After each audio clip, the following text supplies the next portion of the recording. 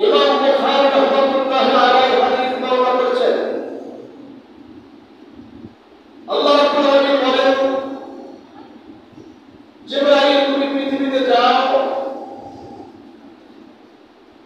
পৃথিবীর পৃষ্ঠে অবতরণ করার পরে এমন একটি জনপদ আছে, যেই জনপদে অসংখ্য মানুষ বসবাস করছে। তুমি কি কারো কাছে কিছু না বলে তুমি ওই গ্রামের নিচের অংশটাকে উপরে উঠাই দাও, উপরের অংশটাকে মাটির নিচে দিয়ে দাও, অর্থাৎ এক মুহূর্তে গোটা অঞ্চলকে উপরকে ধরে নিক্ষেপ করে উল্টে মাটির নিচে দাও। ওই গ্রামের জনপদের কিছু যেন অবশিষ্ট না থাকে, সবাই যেন মাটির অপর গহ্বরে চলে যায়। হযরত জিবরাইল জনপদের মধ্যে হাজির হলেন, এসে দেখলেন সমাজের সমস্ত মানুষগুলো অপরাধের সাথে জড়িত। গভীর রজনীতে একটা ঘরের ভিতরে দেখলেন একজন মানুষ, কপালে যার নামাজের দাগ আছে, সিজদায় দীর্ঘ সময় পর্যন্ত অপেক্ষা করেন, তাসবিহ আদায় করে। পৃথিবীর মানুষ তাকে সুফি দরবেশ হিসাবে চেনে। এত পরিমাণে কান্নাকাটি করছে, এত পরিমাণে আল্লাহর ইবাদতে সিজদায় লিপ্ত হচ্ছে। আল্লাহর কাছে বললেন, আল্লাহ আপনি তো এই জনপদটাকে ধ্বংস করতে বলেছেন, কিন্তু এই জনপদে তো এমন একজন ব্যক্তিকে আমি দেখেছি যিনি রাত্রে তাহাজ্জুদে নামাজ আদায় করেন। আল্লাহু আকবার।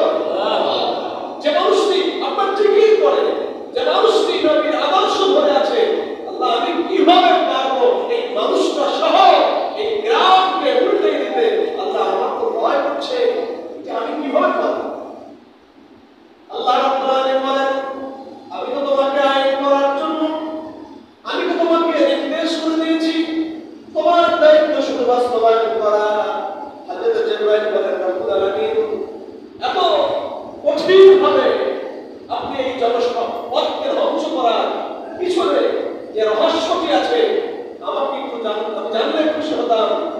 আল্লাহ রাব্বুল আলামিন বলেন, জিবরাইল শোনো, ওই জনপদের ভিতরে যিনি আল্লাহওয়ালা, তাহাজ্জুদ গুজারি, নামাজওয়ালা, রোজাওয়ালা, কালিমাওয়ালা, ঈমানওয়ালা মুসলমান, যিনি 24 ঘন্টা নিজের জীবনে ইবাদতরত, কিন্তু তার পরিবারের খবর নাই, স্ত্রীর খবর নাই, ছেলের খবর নাই, মেয়ের খবর নাই, সমাজের খবর নাই, অন্যায় অপরাধে গোটা পৃথিবী ছায়া হয়েছে, কিন্তু শুধু সে তাসবিহ, তাকবীর, তাসবিহ, লেবাস, পোশাক নিজের আপন নিয়ে বসেছিল।